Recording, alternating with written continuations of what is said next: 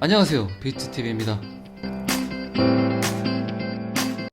지금 전 세계적 분위기는 SEC를 신뢰하지 못하는 분위기인데, 누가 시키지도 않았는데 SEC는 어떻게 해서든 암호화폐를 그들의 테두리 안에 두려는 그들의 꼼수죠. 지금까지 그렇게 반대를 했고 우호적이지 않았던 암호화폐를 보는 시선이 어쨌든 점점 바뀌는 것 같습니다.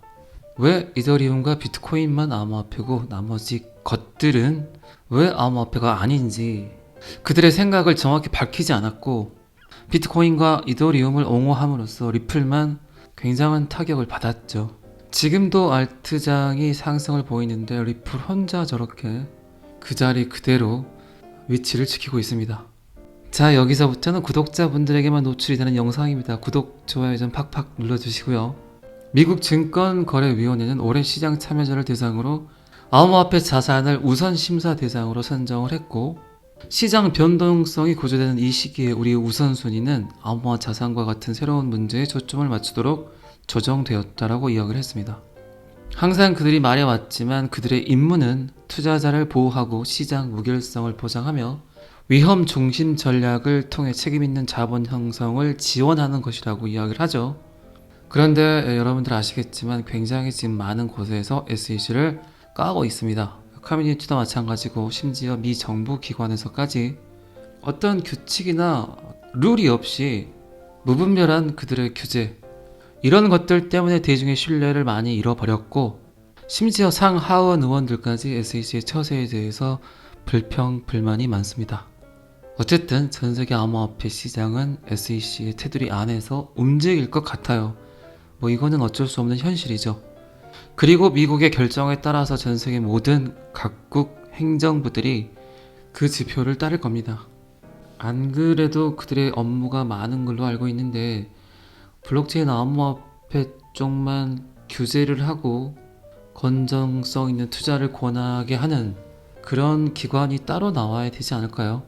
우리나라 같은 경우도 제가 며칠 전 기사를 보니까 따로 빼서 관리를 하겠다고 이야기를 한 것 같은데, SEC에서 규제를 하고 단속을 하게 되면 어쨌든 증권법에 많이 따라서 이 틀을 만들 거란 말입니다. 그런데 요번에도 여러분들 우크라이나 사태 때 잘 보셨겠지만 주식과 암호화폐는 분명한 차이가 있습니다. 통화의 수단이죠. 암호화폐는 말 그대로. 어쨌든 어떤 경우에서든 미국 SEC 미 증권거래위원회에서 이런 데이터를 내놨다는 건 결국 규제를 하겠다는 얘기죠.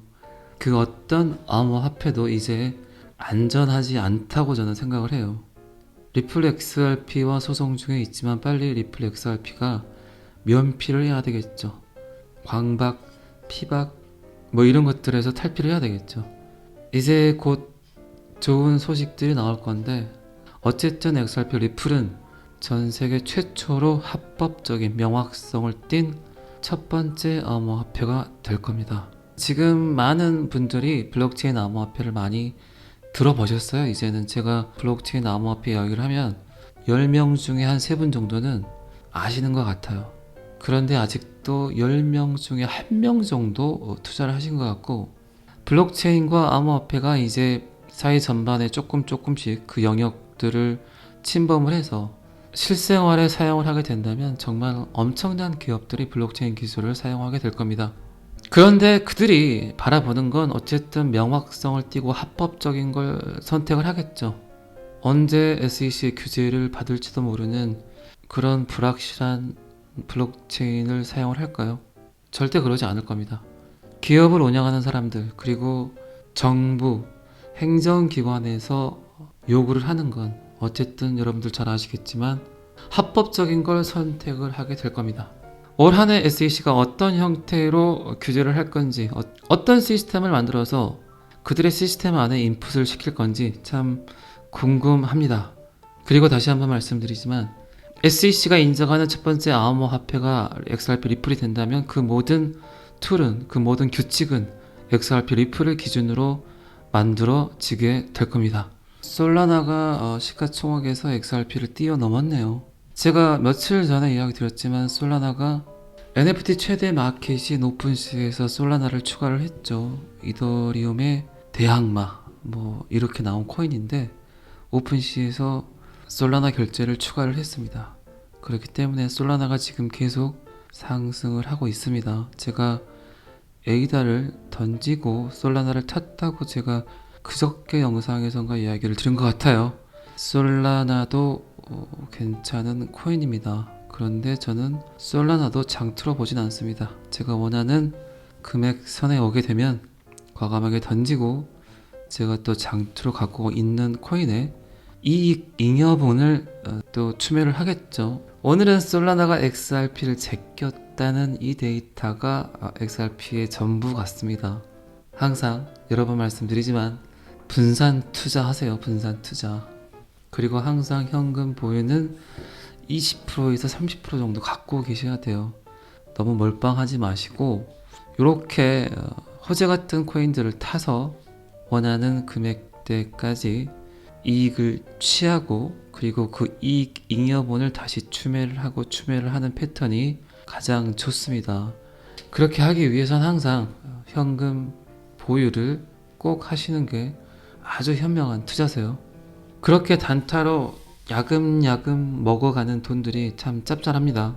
자, 이 기사는 여기까지만 보시고요. 제가 어제 영상에 마이클 세일러가 비트코인을 사면 비트코인이 떨어진다는 이야기를 드렸는데 마이클 세일러가 비트코인을 사겠다고 대출을 받았다고 하니까 비트코인이 조정을 하고 있는 것 같습니다. 마이클 세일러는 항상 하락을 부르는 시그널 같습니다. 억만장자이자 엄청난 비트코인 옹호론자죠. 마이크 너버그라츠. 사람들은 암호화폐가 정말 인기 있다는 것을 깨달았습니다 라고 말합니다. 그는 뭐 항상 낙관적이라고 이야기를 했어요. 비트코인 암호화폐가.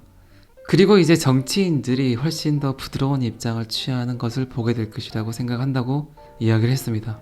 그리고 그렇게 반대를 했던 자넷 앨런까지 얼마 전에 비트코인 암호화폐가 이점이 있다라고 이야기를 했었죠. 사람들의 생각들이 점점 바뀌어가고 있습니다. 아주 긍정적인 반응들입니다. 여러분들은 진즉부터 그러셨겠지만 지금 암호화폐 돌아가는 거 암호화폐 시장을 충분히 그냥 이제 즐기시면서 그렇게 보시게 될 것 같아요. 제 생각에는. 여러분들이 생각하기에 굉장히 똑똑하다고 생각하는 사람들이 이제 돈을 들고 암호화폐 시장에 들어오게 될 겁니다. 그들보다 먼저 투자를 했다는 거에 굉장한 자부심을 가지셔도 될 것 같아요. 이제 뭐 하나의 물꼬만 트이게 되면 어마어마한 돈이 투자가 될 겁니다. 투자로 돈을 번 사람들은 절대적으로 또 다른 투자처를 찾기 마련입니다. 여러분들 뭐 잘 아시겠지만 내가 받는 봉급으로 남들보다 잘 사는 세상은 없죠. 이제 죽을 때까지 해야 되는 게 재테크, 죽을 때까지 공부를 해야 되는 게 내 돈을 어떻게 더 불릴까에 관심들이 많죠. 마찬가지입니다. 이제 전 세계적으로 어마어마하게 각광받는 투자처가 암호화폐 시장이 될 겁니다. 어쨌든 자넷 앨런 미 재무부 장관까지 이제 블록체인 암호화폐 비트코인을 무시할 수 없게 되어버렸죠. 암호화폐에 이점이 많다고 인정을 했고 그녀는 크립토는 분명히 비약적으로 성장을 했으며 이제는 거래에서가 아니라 많은 미국인의 투자 결정에서 아주 중요한 역할을 하고 있다고 이야기를 했습니다. 그리고 굉장히 중요한 말을 하죠. 암호화폐의 가장 큰 장점은 지불 시스템의 혁신이다. 지불 시스템을 건강하게 만들 수 있다라고 표현을 했죠. 그리고 마지막으로 그가 이런 말을 합니다. 굉장히 재미있는 말인데 결국 미 정부, 세계 각국의 정부는 블록체인 암호화폐 국부 펀드까지 참여를 하면서 투자를 하게 될 거라고 이야기를 합니다. 제가 이 이야기도 여러 번 이야기를 드린 것 같은데 결국 가까운 미래에 선진국이 되는 조건 중에 하나가 그 나라가 갖고 있는 비트코인 개수가 아닌가 싶을 정도로 블록체인 암호화폐 시장은 성장을 하게 될 겁니다. 그 나라가 갖고 있는 비트코인 개수, 이더리움 개수, 그리고 XRP 개수가 그 나라를 평가하는 척도가 될 수도 있는 날이 올 수도 있습니다.